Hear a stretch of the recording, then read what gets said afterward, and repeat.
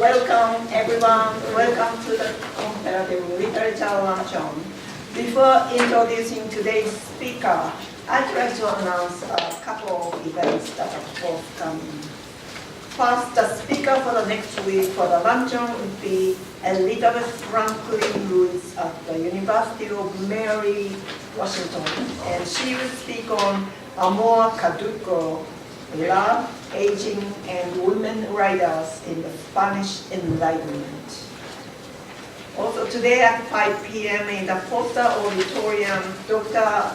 Dagmar Herzog will give a talk on post-Holocaust anti-Semitism and the psychiatry of trauma. So I will have a flyer. On Friday, February the 16th at 3 p.m. in 157 Tulsa, Professor Richard Dillasey at Harvard will speak on studying a foreign language in a globalizing world, the case of Hindi, Urdu. Now I'm pleased to introduce today's speaker, Adrian Wanner, liberal arts professor of Slavic languages and comparative literature translation. As many of you know, Adrian specialized in Russian literature, diaspora studies, and the theory and practice of translation.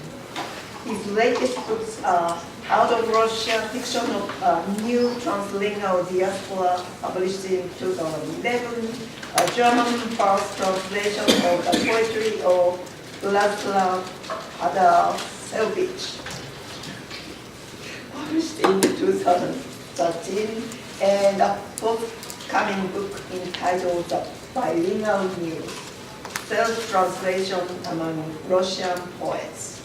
Today he will speak on the Poetics of Displacement, self-translation among Russian American poets. Please join me welcoming.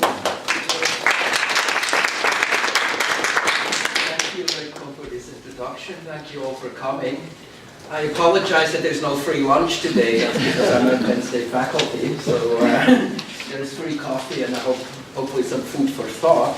So my talk today is based on a chapter in my new book on self-translation, which is currently, I submitted it to Northwestern University Press in October, and I just got the reader reports back. And so I will have to do some more work on it before it's in final shape. So any kind of feedback you may have, I'm very grateful to hear.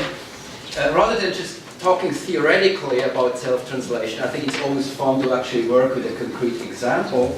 So I hope you all have the handout in front of you, which is a poem by a Russian-American immigrant poet. On the first page, it's the Russian original, my own, more or less literal English translation. On the second page, it's Griezmann's own English self-translation, which you will see is quite different from my literal translation. I will talk about that later in my talk, but I will start with a few sort of theoretical musings about self-translation, what it all means. Well, what is self-translation? Quite literally, what I'm talking about is translating one's own poetry from the native language into a foreign language. There are many people who would argue that this is an extremely difficult thing to do, an almost impossible thing to do. There's a widespread assumption that original or genuine poetry can only be created in the mother tongue. Well, in my own view, what this opinion mostly demonstrates is that the legacy of German Romanticism is alive and well even in today's America. Therefore, let me start with a quote from Friedrich Schleiermacher, the 19th century German theologian and founder of hermeneutics and author of a very influential essay on the different methods of translating. Those of you who are in my Complete 510 seminar should be familiar with this text because it's on the syllabus for tomorrow, so I hope you have read it by now. So what Schleiermacher says in this essay, he argues that poetic creation in a non-native language is basically a chimera, or worse, it's a crime. So let me quote from Schleiermacher. He says, "If the aim of this activity were truly to write equally as well and as originally in the foreign tongue as in one's own, then I would not hesitate to declare this a wicked and magical art, like the trick of doubling oneself, an attempt not only to mock the laws of nature, but also to bewilder. And we can find similar expressions also, for example, in Richard Wagner's Screed against Judaism in music, where Wagner says, quote, "To make poetry in a foreign tongue has hitherto been impossible, even to geniuses of highest rank." Now we may say this is simply this is German nationalist prejudice or maybe anti-Semitic prejudice, but what's fascinating is we can find similar opinions about contemporary American social scientists and applied linguists. And I just want to give you one quote here from Aneta Pavlenko, who's quite a prominent psycholinguist at Temple University, who published a recent book in 2014 called The Bilingual Mind and What It Tells Us About Language and Thought. So Pavlenko writes in this book, "At the heart of the L2 poetry problem is not the lack of linguistic mastery, but the lack of an emotional and physical connection. The same linguistic estrangements that enable self-exploration through L2 prose weakens emotional self-expression through L2 poetry." To back up her argument, Pavlenko refers to the example of Marc Chagall, who was not only a painter but also a poet. Despite living in France after age 24 and being a fluent French speaker, Chagall wrote poetry only in Yiddish and in Russian, the languages of his childhood and adolescence. Pavlenko argues the French language acquired in adulthood did not provide emotional access and relief and was therefore unsuitable for poetic expression. Pavlenko's theory is predicated on the romantic notion of poetry as a vehicle of emotional self-expression. But surely this is not the only way to define poetry. As a counter-example to Chagall, one could mention another famous 20th century Russian painter who was also a poet, Vasily Kandinsky. And I have a whole chapter on Kandinsky in my book. Kandinsky wrote poetry in 3 languages, his native Russian, German, and French. Remarkably, he began writing in French only after his forced relocation from Germany to France in 1933, when he was already in his 70s. Rather than providing emotional relief, the switch to French afforded Kandinsky an opportunity to experiment in a new linguistic medium, just like his switch from painting to poetry had been a form of artistic border crossing. The most basic feature that distinguishes poetry from prose is a specific use of language based on formal constraints. It is not evident, at least to me, why it should not be possible to develop an appreciation or ability for poetic creation in a non-native language. One could even argue that writing poetry in a foreign language might be easier than writing prose in a foreign language, since the constraints attached to poetic discourse make it a more artificial form of expression. Writing verse differs from writing prose in a similar way as using a foreign language differs from self-expression in the native idiom, adding an element of artifice and conscious linguistic effort. The physical effect of producing a foreign sound rather than off-putting can also be exhilarating, at least in my experience. Furthermore, one could argue that the de-automatized, slowed-down approach necessitated by a less familiar linguistic medium corresponds to a mode of reading ideally suited for poetry. Certainly the Russian formalists would have been happy with this formulation. In fact, composing poetry in a non-native language or in multiple languages is less rare than one may think.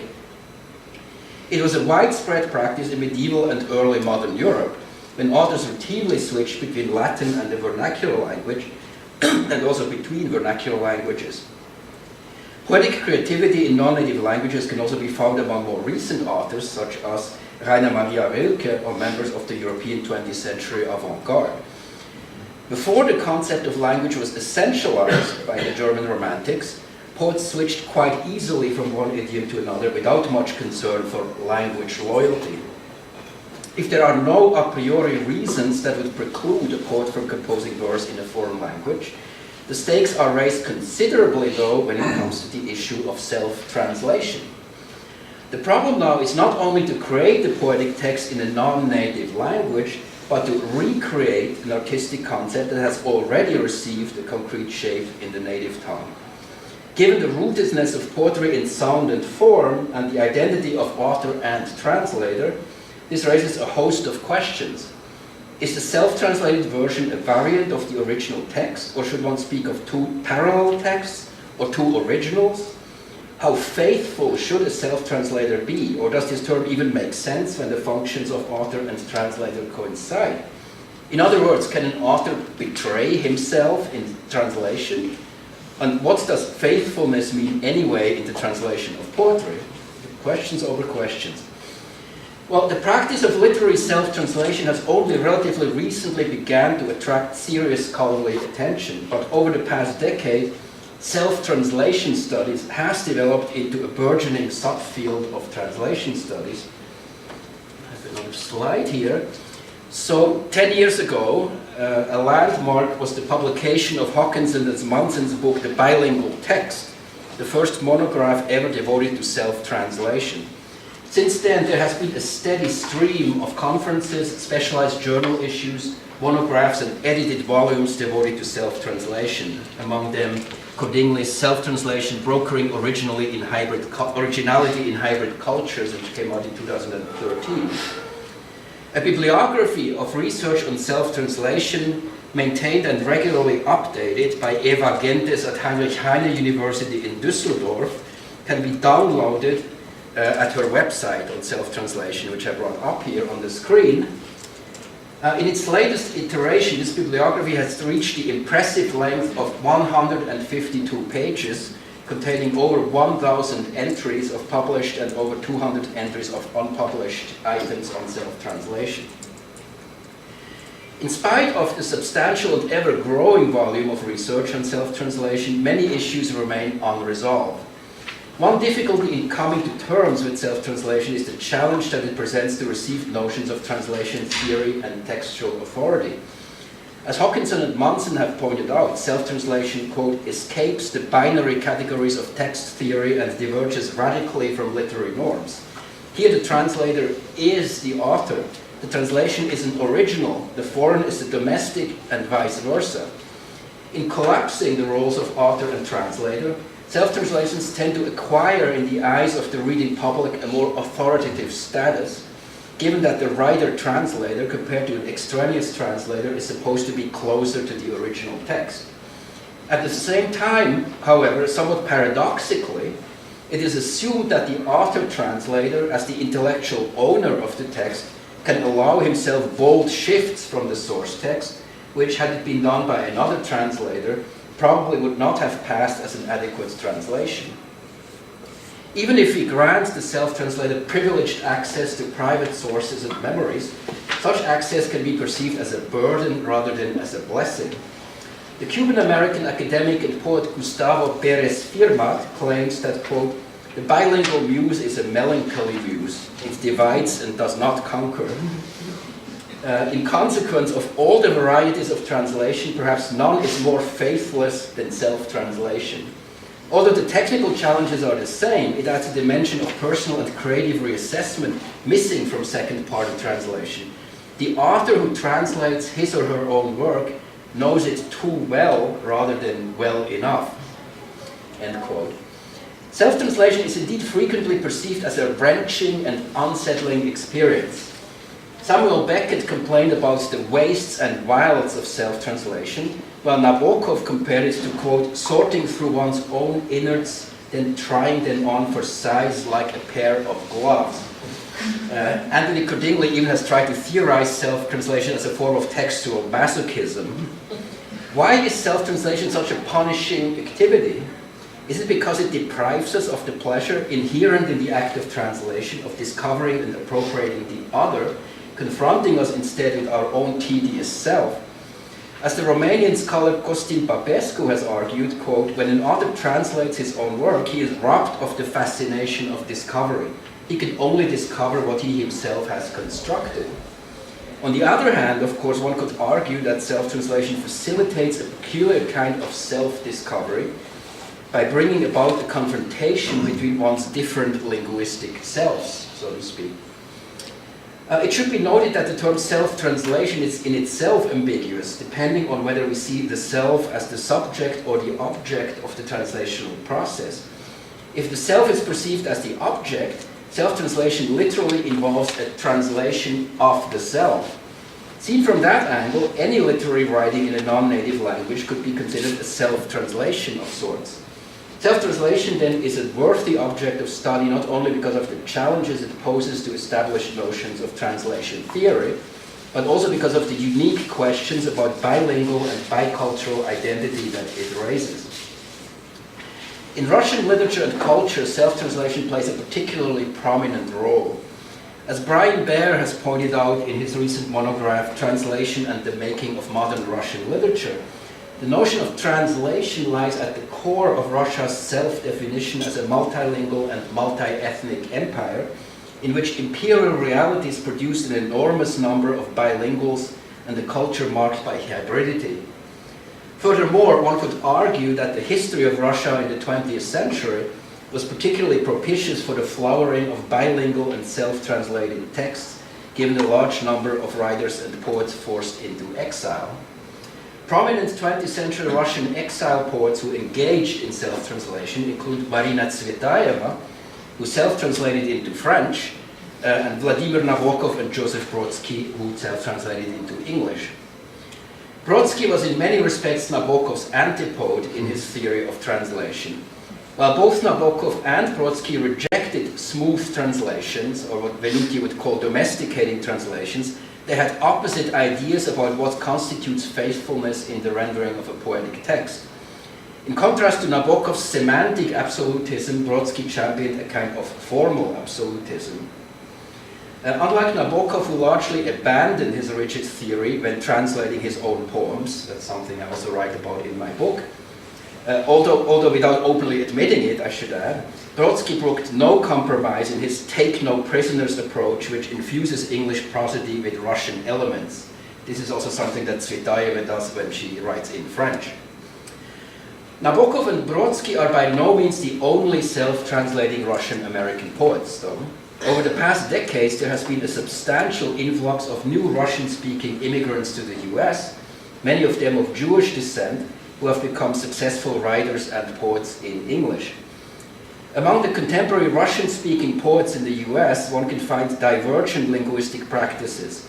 Some continue to write exclusively in their native Russian, others write exclusively in English while still highlighting their Russian origin, and some write poetry both in Russian and English.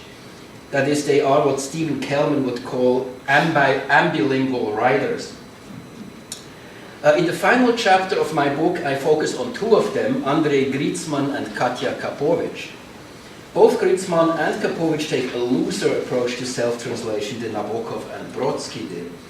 Translating their own work becomes a means of exploring the mutation of the self through time, migration, and changing linguistic and cultural environments. A significant difference between the two concerns the way in which they present their self-translated poems.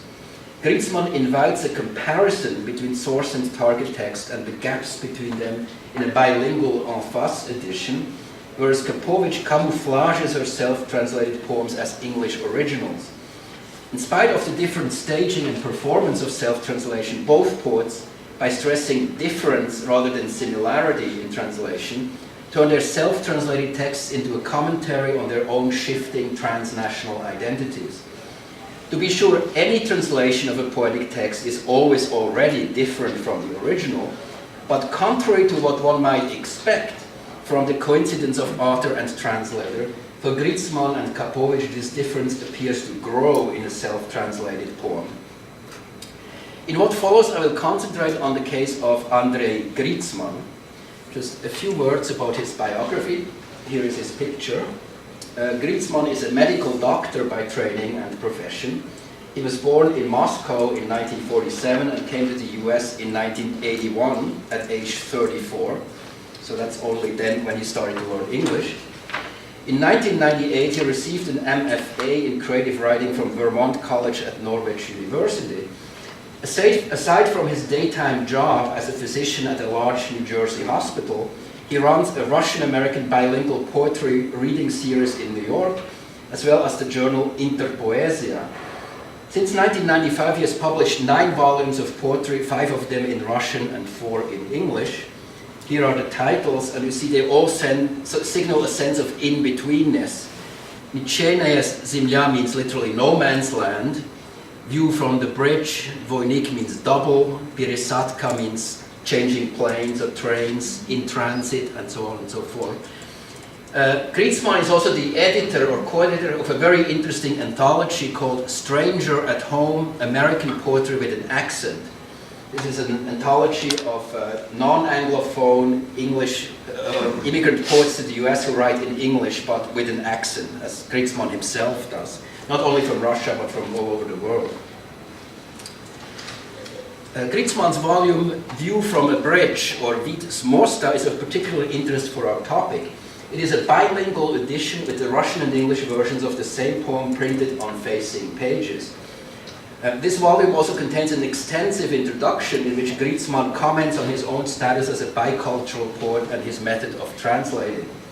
Interestingly, this introduction exists itself in the Russian and the self-translated English version. These two texts are not really equivalent, however. Entire sentences and paragraphs are left out in the English variant. Griezmann's bifurcated introduction becomes an illustration of its own content by stressing difference rather than similarity in translation. As he puts it, the Russian and English version of his poems should not be considered direct translations, or честные переводы, literally honest translations, but parallel poems written in two languages on the same subject and on the same emotional wave, as he calls it. Are the discrepancies between the Russian and the English version of the same poem indicative of a bifurcated identity? Is the author translating, as it were, his Russian self into an American self? I propose to study these questions by looking at a concrete example. That's the one you have on your handout, the poem Sheremetyevo in Russian, or Moscow International Airport in English, from the volume View from a Bridge. This poem is in itself emblematic of Griezmann's transcultural themes inasmuch as it deals with international travel, border crossing, and leaving his native Russia behind en route to America. Now, I would recommend that you actually, even though they're stapled together, that you rip the two pages apart, put them side to side. And what that will give you is three sort of parallel texts. Griezmann's Russian original on the left, and then in italics my own literal translation or semantic translation, and then on the right Griezmann's English self-translation. Now, even if you don't know any Russian, there is one immediate observation you can make if you compare Griezmann's Russian and English version. The text has grown considerably in translation, right? The Russian text has 20 lines, the English version has 35 lines. There is something, George Steiner calls translations inflationary. There's something going on here. It grows and grows in the English rewriting. Another sort of immediate formal difference between the two is, and here you probably have to know some Russian to notice that, the Russian text is written in metrical and rhymed verse. It's mostly iambic lines with rhymes, and the English text is free verse. So, Griezmann replaces the constraint of meter and rhyme, which are still prevalent in much of contemporary Russian poetry, with a looser, more American form. Needless to say, both Nabokov and Brodsky would have been seriously mad at this translation, but for opposite reasons. Brodsky would have condemned it for not using meter and rhyme, and Nabokov would have condemned it for being not semantically accurate. Now, aside from meter and rhyme, another feature of the Russian original that presents considerable difficulties to a translator is what I would call its citationality. So let me bring the text up. There are the whole poem is sort of like a patchwork of quotes, starting with the opening line. Tak shiraka strana moya rodnaya. This is the opening line of a very famous Stalinist song from the 1930s. Wide is my motherland, that every Russian, I think, still knows by heart. Shiraka strana moya rodnaya, and so on and so forth. Okay, but that's just the beginning. Zaligla trevoga v serce mglistem is a quote from a poem by Sergei Yesenin from 1922, except that he changed one word. Yesenin has zabota rather than trevoga, so care settled in the heart rather than alarm. So it's sort of an amped up Yesenin, right? It's more dramatic than the original. And you can go down, there's more Picharny Sol Agni, the the sad fires of villages is a, again, slightly modified quote from a poem by 19th century romantic Mikhail Lermontov. Or if you go further down, Gdje nas už niet, where we are no more, that's, I would say, a, sort of a double citation. There is a famous passage in Griboyedov's play, Woe from Wit, Gore et Uma, where he says, Gdje luče, gdje naš niet, where is it better where we are not? Or at the end of Pushkin's novel in the verse Eugene Onegin, he says, Inych už niet a tě dalječe. Some are already gone and others are far away. Finally, the Viechny dym, the eternal smoke, appearing here, could also be read as a quote from Griboyedov's play. There is a line in there which has become proverbial in Russian culture. In Russian, I dym отечества нам сладок и приятен. Even the smoke of the fatherland is sweet and pleasant to us, because it's the smoke of the fatherland, right? But what does Griezmann do with that in the English self-translation? Take a look. It becomes the eternal bitter smoke. So he changes explicitly the sweet smoke from Griboyedov's quoted line into a bitter smoke. So what's going on here? He seems to be undermining the patriotism expressed in the Russian source text by turning it into its opposite. What is the effect of saturating the Russian poem with quotes? It is as if in taking leave from his native country at Moscow airport, the speaker catches not only a final glance of the Russian landscape, but revels for one more time in the verbal landscape of Russian poetry, with its tight-knit network of intertext. Now, this feature of the Russian poem obviously cannot be preserved as such in the English translation. A possible experimental solution perhaps would have been to substitute a patchwork of quotes from American poetry and patriotic songs, like From Sea to Shining Sea or something like that. But this is not what Griezmann does.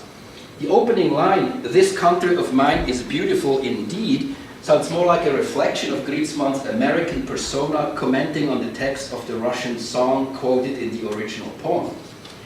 The melancholy of the Yesenin line has turned into its opposite in the English version. The heart is now untroubled. Is this a sign that American optimism has replaced Russian gloom? Interestingly, the next line in the English version, the third line, "My sadness is so light," is another quote from a classic poem of Russian literature, Pushkin's Na холмах Грузии, where we find the line, "Печаль моя светла," my sadness is light. What's interesting, this Pushkin line only shows up in the English translation. It is not in the Russian original. So what's going on here? One could speculate that Griezmann is carrying over the citational quality of the Russian original by inserting another random Pushkin quote while reworking the text in English. Or was Pushkin's line, with its peculiar balance of melancholy and radiance, the original inspiration of Griezmann's Russian poem, now remembered by his American self? Of course, the Pushkin quote remains well hidden within the English text of the poem. Only a bilingual reader steeped in the canon of Russian poetry possibly could catch the illusion. This observation raises another question. Who is the implied addressee of the English text? Some indications point to a reader unfamiliar with Russian reality, someone who is in need of explanations and guidance. In other words, what we traditionally assume to be the typical reader of a translation. So, for example, the title Sheremetyevo, which may be meaningless to someone who has never been to Moscow, has been replaced in the English version with the generic Moscow International Airport, which makes it less precise because that could also be Domodedovo, but it is, it's Sheremetyevo. The acronym VDNH is spelled out not quite correctly as the All-Union Fair of the Socialist Labor. Well, VDNH is an acronym for Выставка достижений народного хозяйства, the exhibit of the achievements of the people's economy.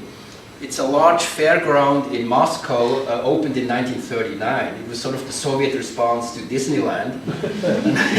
So in the English version, this becomes the All-Union Fair of the Socialist Labor.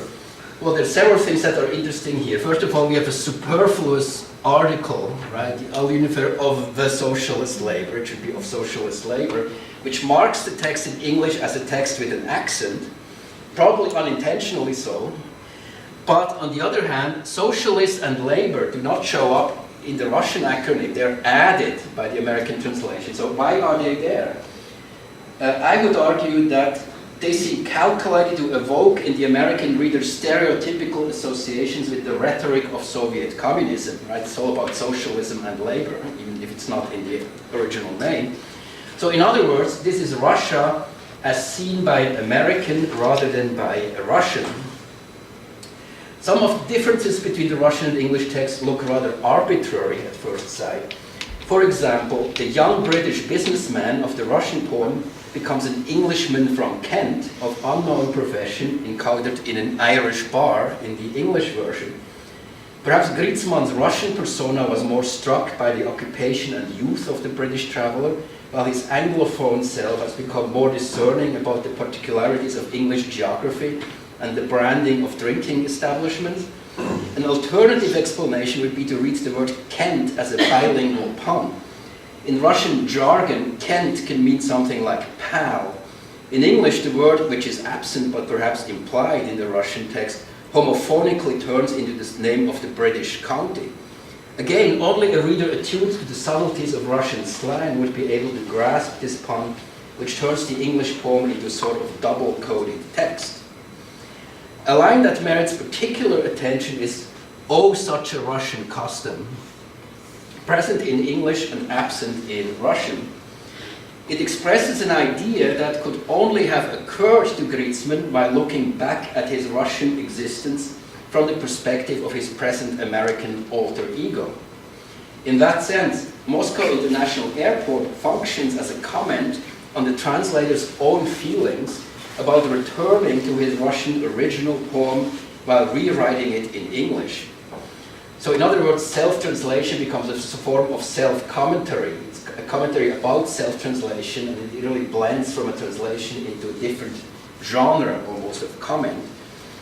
To come back to Schleiermacher, perhaps, remember that Schleiermacher said the task of a good translator is to give the reader a sense of the foreign, which is done here, but entirely discursively. One could argue that the free verse is a domesticating strategy, but he says, "Oh, such a Russian custom," right? So it's something foreign for an American reader. Of course, he is originally from Russia himself, so does that mean he has now become alien to himself, and this is expressed in a meta kind of way into his English translation? Finally, and I will close with that, a pertinent question when dealing with self-translation is not only how, but also why. I would argue that Griezmann was probably not motivated primarily by a desire to make his Russian poems accessible to a monolingual American audience.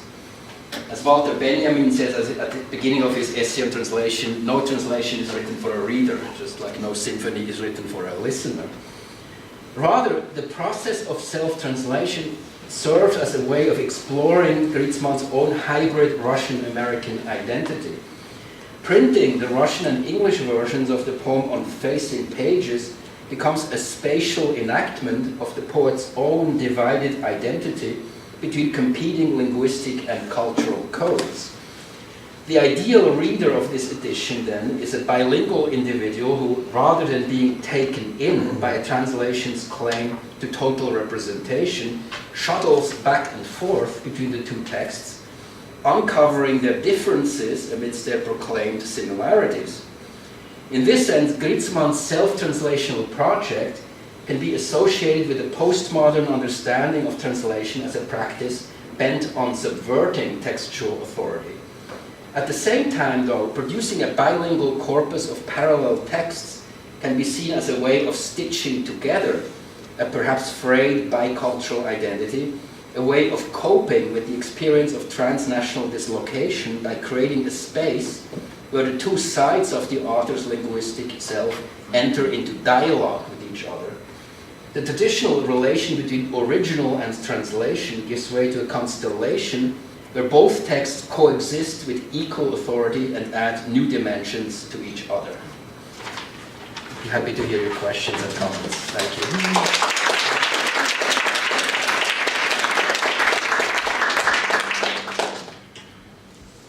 Yes, hold on. Fascinating talk. I have some questions that are sort of related to the bilingual context in which I work, where Francophone is kind of more of a colonial language.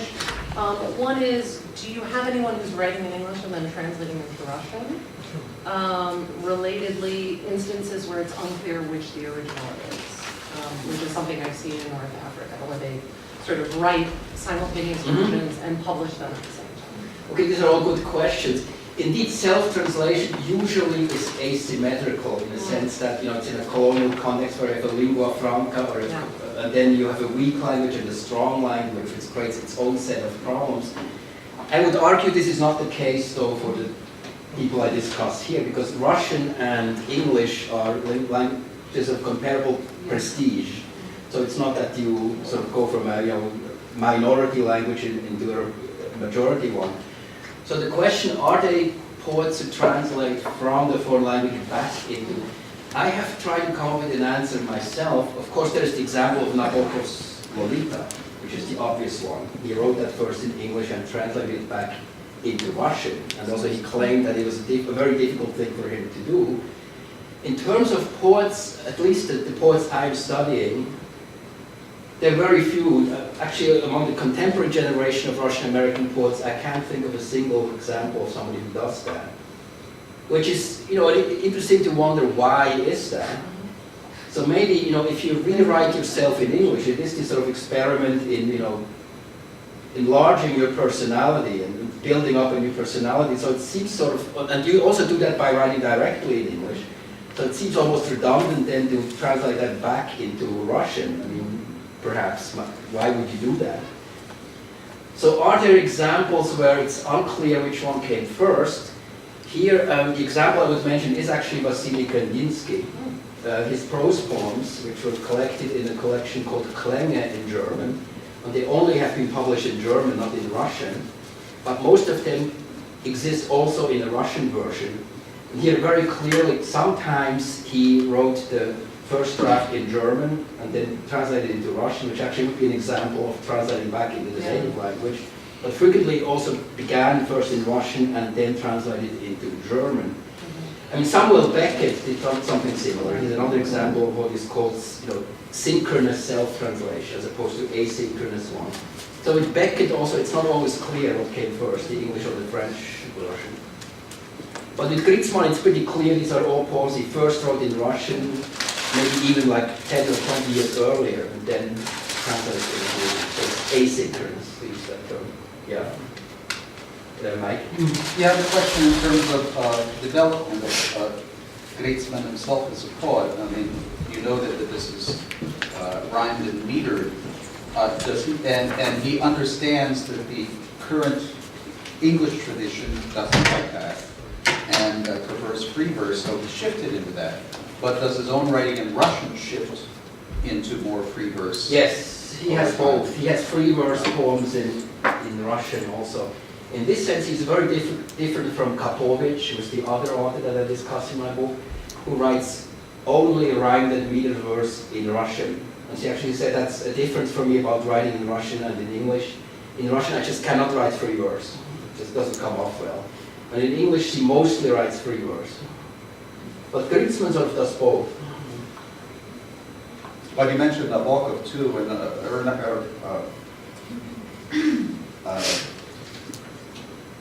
that's the famous translation back into Russian of Lolita, where he explicated everything for Russian readers who wouldn't understand things in the English. And I assume this is what Griezmann is doing here, instead of, most people know that Sheremetyevo is the international airport, but he's ultra-explicating certain aspects. Same with Vede Ancha, but it's sort of a strange explanation, which, at least for a Russian reader. Well, and then the other person that you brought up, of course, is Brodsky, who was notorious for insisting on rhymed and metered versions of his own writings, even though he would use tortured syntax to create rhymes in English and made it sound really weird in English. But So, but from what I understand, Borowski was shifting towards the end of his life and not so much insistent on that, on, you know. Well, he still insisted that if the original is rhymed and metered, that the translation has to keep the rhymes. He did not budge from that, but in his own practice of writing English poetry, he became more sort of liberal. He he experimented with free verse. And of course, he was just at the beginning of his career really as an English language poet, so we don't know, what kind of verses he would write today. Maybe he would have evolved even further. But he was quite categorical in terms of, he really condemned translations that did not rhyme. That's a crime, basically. It's unethical to translate that way. Yeah. Rhyme intended. Rhyme, yes. rhyme. And Nabokov, on the other hand, condemns rhymes. He says they're poems begrimed and beslimed by rhyme. Nabokov starts to condemn rhymes translations. So those two are polar opposites. They're both extremists, but in different ways. Yeah. Thanks very much for your talk, Adrian. I was kind of interested in what I think is the arc that you follow. We sort of begin with the problem of authenticity, whether the translation is authentic, by which we mean, in a kind of impoverished sense, does it give us emotional release? Some of us think of poetry as an instrument for thinking as well as feeling. But toward the end, you seem to be talking about a kind of third position, which is really cosmopolitan in a way. And I think that that's underwritten by your very hopeful excavation of the layers of citation and added citation. So maybe I'd suggest that the ideal form of this cosmopolitan translation is in fact a cento, right? The piecing together each line of various lines of authoritative texts, totally out of context. Mm-hmm. Well, one thing, you would expect that this Russian-American immigrant poetry is more macaronic, but it's actually, what surprised me, it's actually not. I mean, you can find, Kapovich in her Russian poetry occasionally uses English words so that they rhyme with Russian words, so that's kind of a fun effect and all that, or it's like a line maybe in English. But in general, this is not like a mixed, it's not like Spanglish or some sort of Creole. It's really, the Russian is in Russian, the English is in English. Which, so this border crossing in this sense doesn't go as far as it maybe could. I agree, if you really want to be cosmopolitan, then maybe, James Joyce already did it in Finnegan's Wake, right? Yeah, well, you wouldn't want to do that again. Yeah. Nico? Yeah, Adrian, correct me if I'm wrong, but I'm seeing a double border crossing here. On the one hand, he obviously seems to toy with and enjoy working in these two languages and teasing out what this border crossing between different languages means. On the other hand, he seems to just as consciously toy with the normally considered separate roles of translator and author, of which we assume very different patterns of agency. And he seems to throw that just playfully and happily overboard and say, I don't tell you if I'm my translator or if I'm my own author. I see the same gesture of playfulness in both of these borders that he's crossing. Yeah. It's ultimately, it's a play with multiple identities. Identities and agencies. And agencies, yeah. And usually, of course, it's the ultimate, visible translator, right? It's not the invisible translator, but then you own the text, so you can do with it whatever you want. And you can call it a translation, or you can call it something else. Maybe we probably wouldn't even call this a translation, right? More like an imitation, to use Dryden's term. But it's by the author, so it has at the same time this aura of it's by the author, then it must be the real thing, right? Because it's as if Dryden says, my translation of Virgil, if he had lived in our time and written in English, that's how he would have written. And everybody says, well, that's a pure hypothesis, that can't be. But here actually we have this, it's a real case study of real life. So if this Moscow-born poet had been an American poet, that's how he would have written. Well, he is an American poet and that's how he writes. So it's in a way, it's a real demonstration of this moving the author from the source culture into the target culture and make him write, which in translation theory you say that's chimeric, it doesn't happen. But here it happens, but the result is rather strange, right? Is it really a good translation? It also sort of forecloses any other translator doing the same thing. That's the problem with Brodsky's self-translations, right? Just because of copyright and anything else, or with Nabokov's, you actually can't go and do a better English translation of Brodsky, because the Brodsky estate would probably, say you can't do that.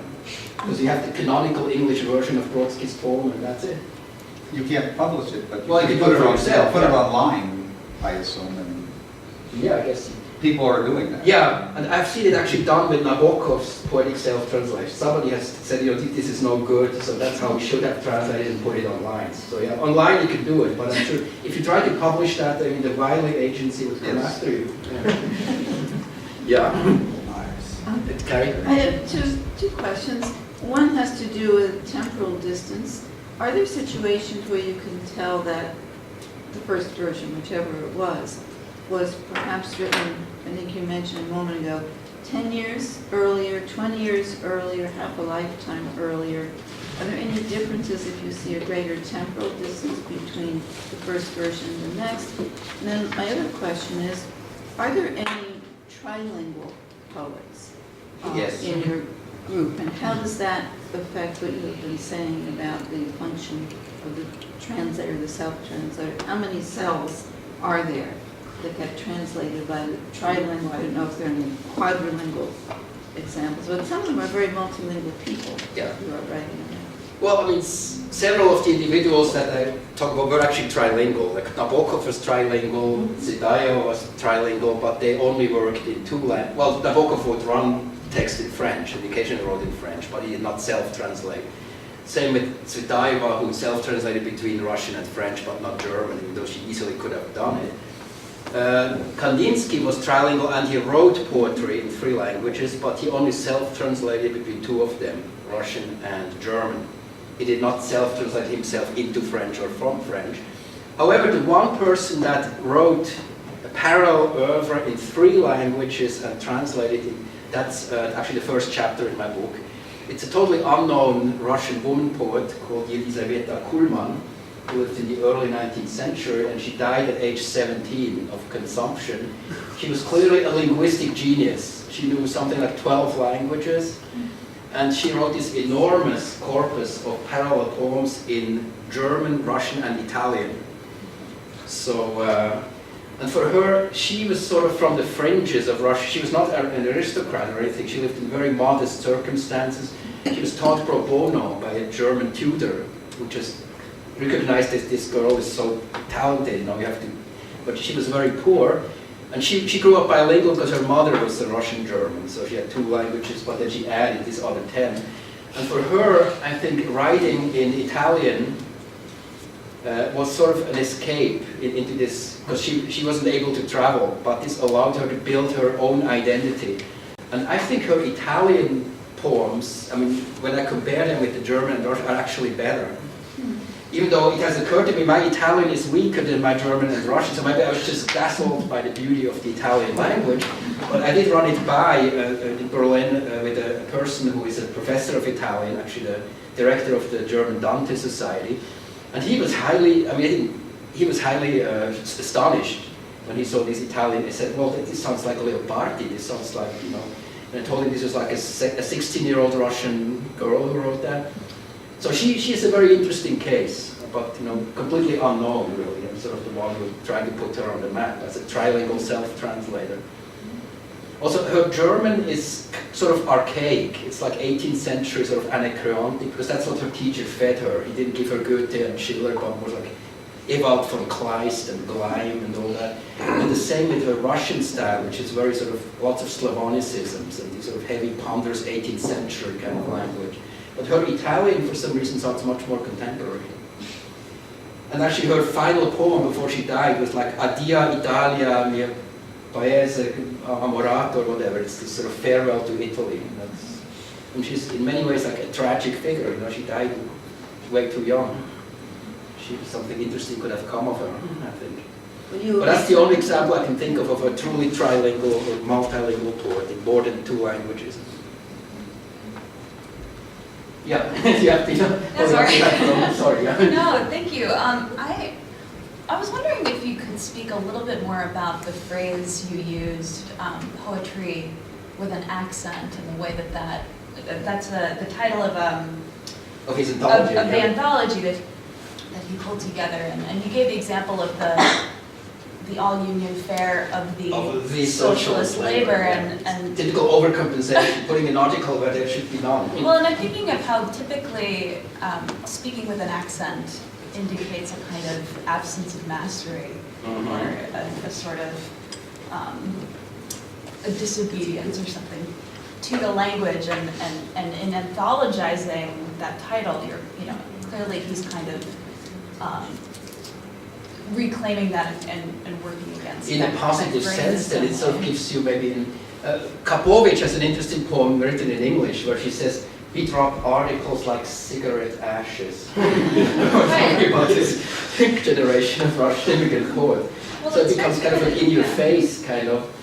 And when you think about it, hopefully we have become sort of more tolerant of the foreign, or at least, if you follow Venuti, that the translation has to give you a sense of the foreign, right?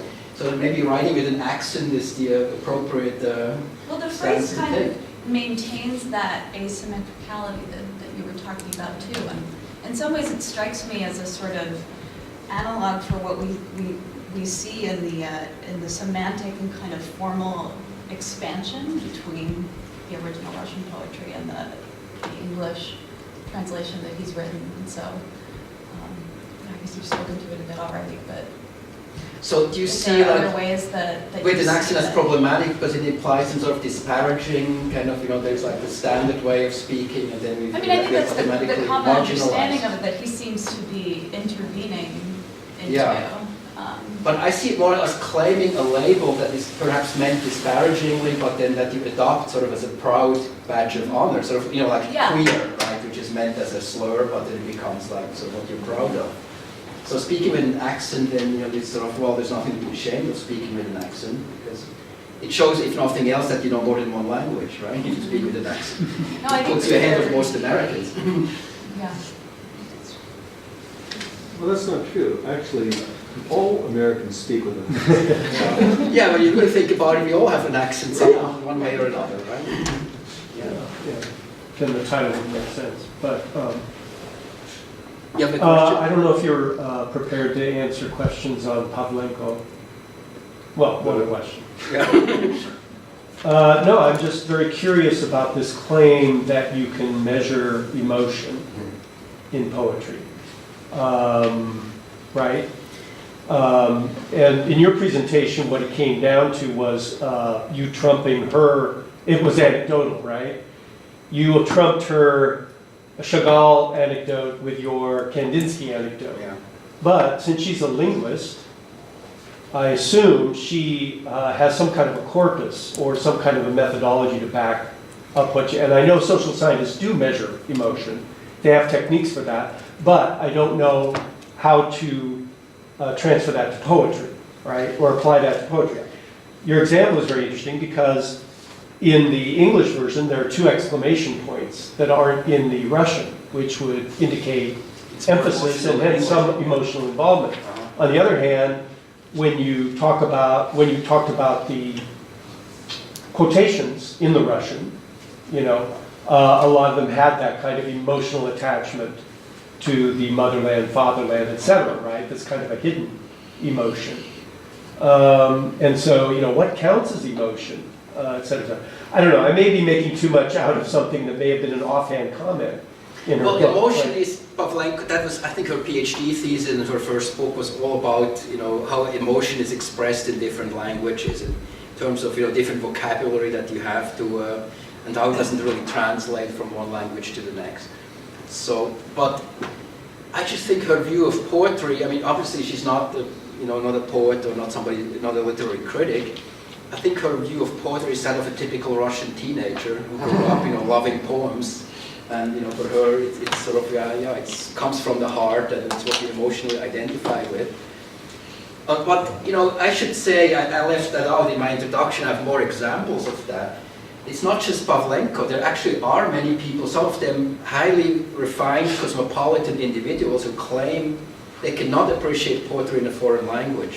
So, for example, Isaiah Berlin said, even though my English is near native, it doesn't speak to me in English, it only speaks to me in Russian. Or Czesław Miłosz said he was only finally to understand Emily Dickinson when he read her in Polish translation. Even though he lived in the US for decades and obviously was a fluent English speaker. He said, if I read poetry in English, it's as if through a window pane.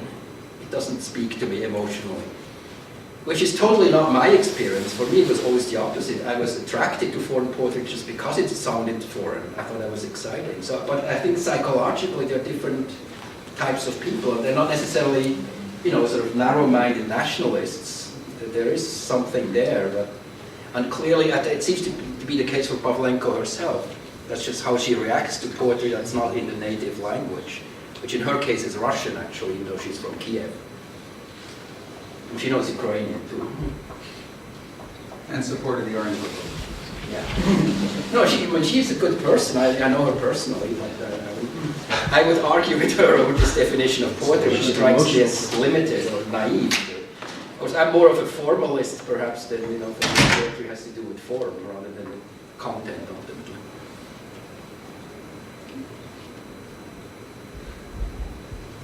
Yeah. Since we've got a minute, about that definite article. You probably know George Steiner got in enormous trouble decades ago for talking at length about a definite article in Russian text that wasn't there.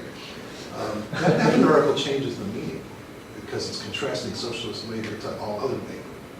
That contrast, I assume, is not in the Russian, although I don't keep reading Russian. Well, there are no articles in Russian. Yeah, so. what about the idea of singularity still exists? So the exhibit of the socialist labor, Yeah. How does that change? Now, again, well, because there are other kinds of labor besides socialist labor. Oh. Now, that may be As opposed to the capitalist labor. Yeah. So this may be an accident or not, but in fact, to a native English speaker, it means something. So you do not see that as a solecism or something that's unidiomatic? No. Really? That's interesting. I think it operates on two levels, right? One, in the sense of socialist labor as opposed to capitalist labor, as opposed to slave labor, and so on. Right? But as a locution, right? It does strike us as not quite idiomatic. That's what it does. Of course, I'm not a native speaker of English myself, but sort of putting on my native It's a hyper-correction, right? So yeah, well, I read it as Russians frequently leave out articles, so you want to be good English speaker, so you throw in articles where they're not. We have That's to very add happens. any reference to Overcompensation. socialist labor strikes most Americans as unidiomatic. Socialism. Unless you're the Spartacist labors. Which is, of course, it's not in the Russian anyway, right? No, all I'm saying is whether he intended that effect or not, there is in the existing English text an effect that's different because of that. Okay, I have to think about it. Well, maybe I'll ask. I mean, actually, I know Griezmann personally. I should maybe add on. Well, Louis Zukowski, who was a second language English poet, wrote an entire poem just out of the. Out of the. Yeah, by the way, I mean, I did send a draft of this whole paper to Griezmann and asked him to comment. And his comment was simply, oh, Adrian, this is great. So, he did not want to get into it. I like the great paper. Yeah, sometimes, when you ask poets about, it's not very productive. It's all about emotions, it's all about theorizing about it, yeah. I have a brief question. Thank you.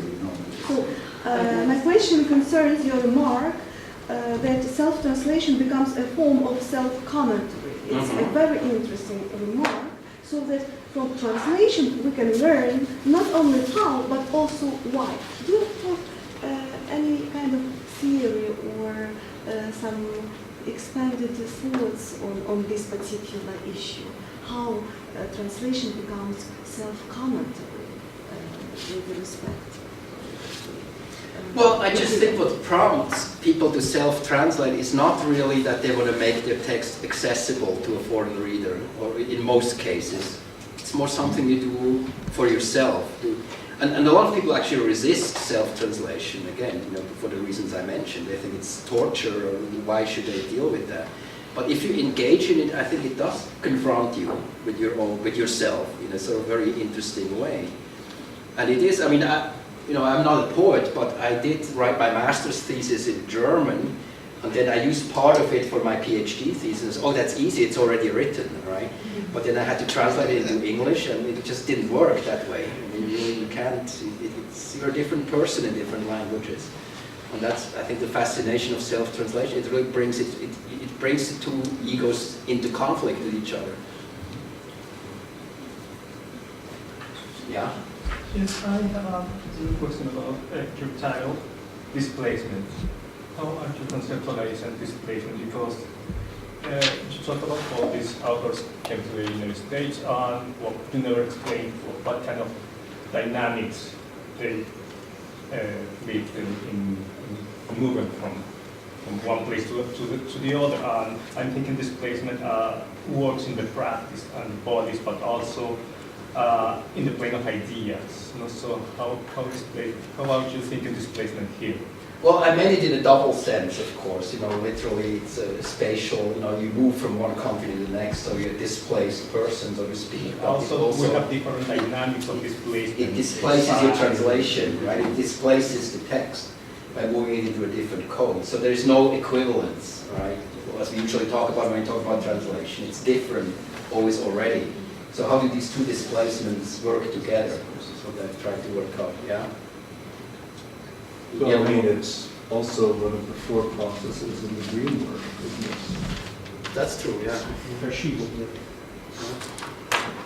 Yeah, it's working, I think I mean, self-translation. it's a functional analog. Yeah, it forces you to work through a lot of things.